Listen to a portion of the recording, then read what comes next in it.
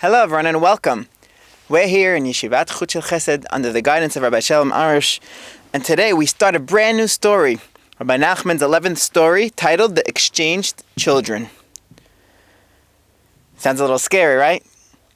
Let's see how this has to do with us, and let's see what we can get out of this story to try to become better people, to know where to put our emphasis on life.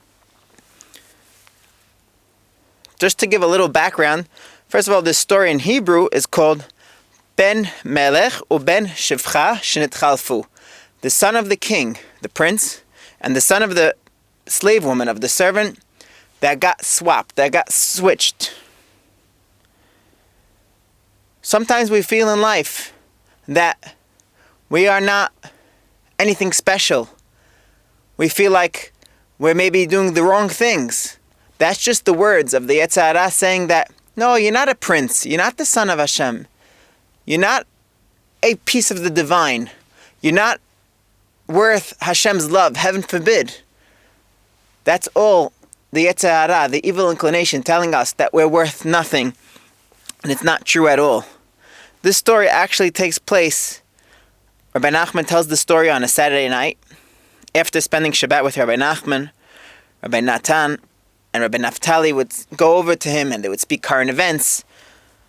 And Rabbi Nachman would always bring out the Torah ideas behind why things happen.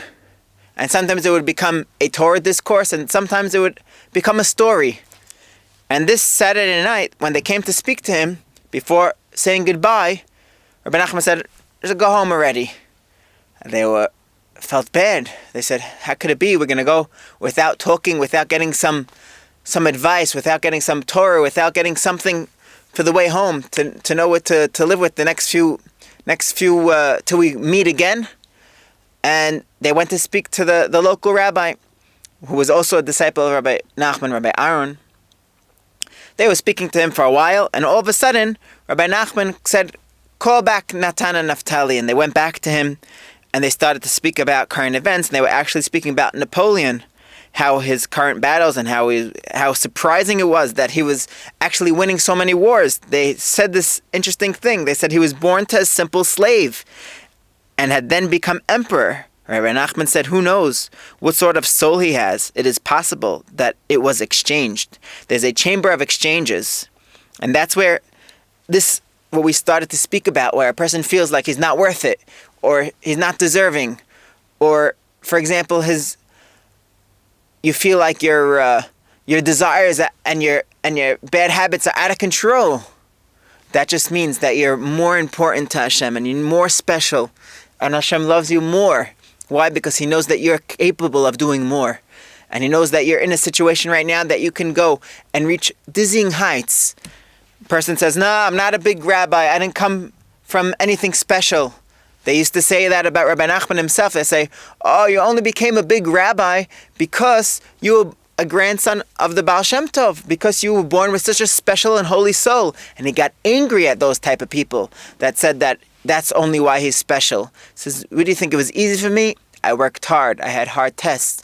But I continued to get closer to Hashem, continued striving, continued yearning, and continued praying. And that's what we have to learn from this. It's very interesting to note that we're speaking about Napoleon, because this week, the week that we're recording this class, was the Baal HaTanya's Yortzeit, and he battled Napoleon. He felt that Napoleon was a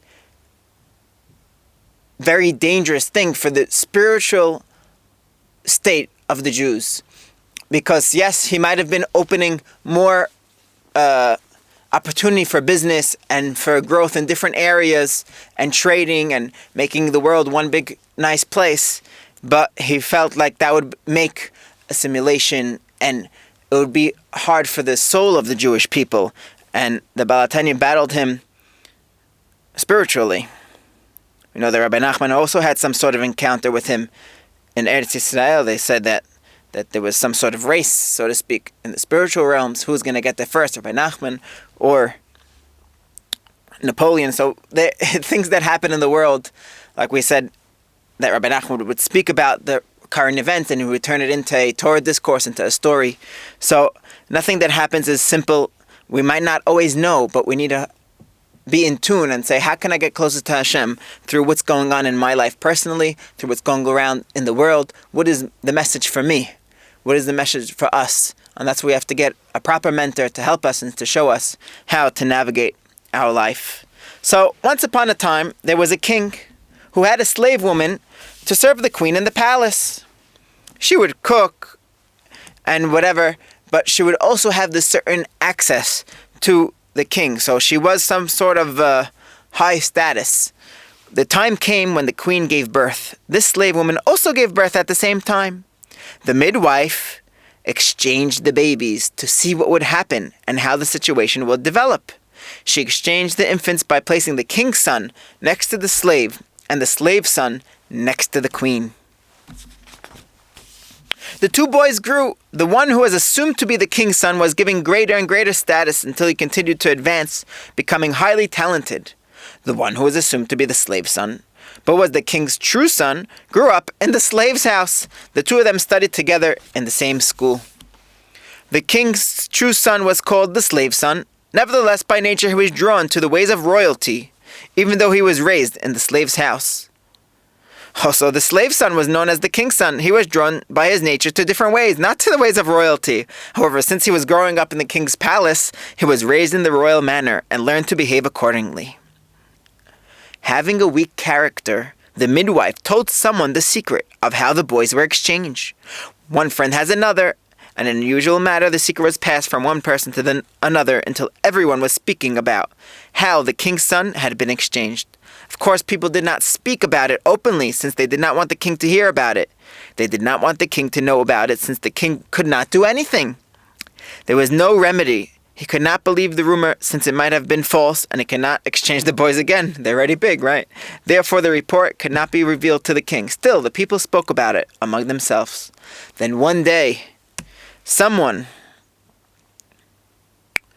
revealed the secret to the king's son, telling him that people were saying that he had been exchanged. However, it is impossible for you to investigate this since it would be beneath your dignity. Besides, there is no way to ascertain the truth. However, I feel that it is my duty to inform you, since there may be a rebellion against the king someday, and the rebels' hand could be strengthened if they could claim that they are making the king's true son the king. I'm speaking of the one whom they claim is the king's son in their rumors. This is talking about the slave's son, right? Therefore, you must devise some sort of plan to do away with him. So this person, he wants to do the right thing, right? The king's son began to persecute the father of the slave's son, not realizing that it was really his own father. He was always looking for ways to do him harm. He caused him one evil after another, trying to get him to immigrate together with his son. As long as the king was alive, he did not have much power. Still, he caused him evil. But then the king grew old and died, and his son's slaves inherited the kingdom. He then did much greater evil to the father of the other son, causing him one evil after another. He would do it in secret ways so that people would not trace the evil back to him, since it would not be proper for the masses to realize what he was doing. He was the king. Nevertheless, in his secret ways, he was able to cause the father much evil. The father of this other son understood that the new king was doing him evil because of the rumors. He told his son, who was actually the king's true son, the entire story. He told him, no matter what the truth is, I have a great pity on you. If you are my son, I certainly have great pity on you. And if you are really the king's son, then the pity is even greater. He wants to destroy you completely. Heaven forbid. Therefore, you must get yourself far away from here. The son thought this was terrible, but did not have any other choice since the king continued directing persecutions one after another. The son therefore made up his mind to leave. His father gave him very much money, and he went on his way.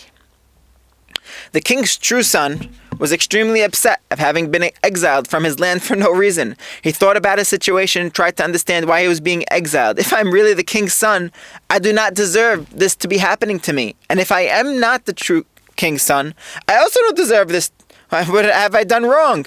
He felt that a terrible tragedy had happened to him, and he began to drink and went to bars. He went to spend his life doing nothing else but getting drunk and following his heart desires, since he had been exiled without reason.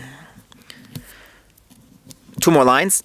The new king took over the kingdom with a firm hand. Whenever he heard people speaking and spreading rumors of the exchange, he would punish them harshly. He ruled with strength and arrogance. So, we see in the beginning of the story how things are starting to get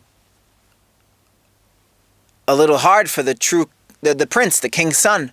And he went and he tried to find something that will make him feel good. And he went to go and drink and follow his heart's desires.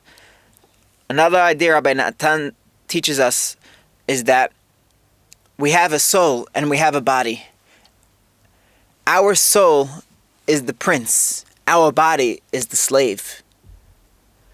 The body should be a slave to the soul. It's only here to serve the soul, only to do good. But when a person just feeds the body, then heaven forbid, things go out of order and he starts to feel run down.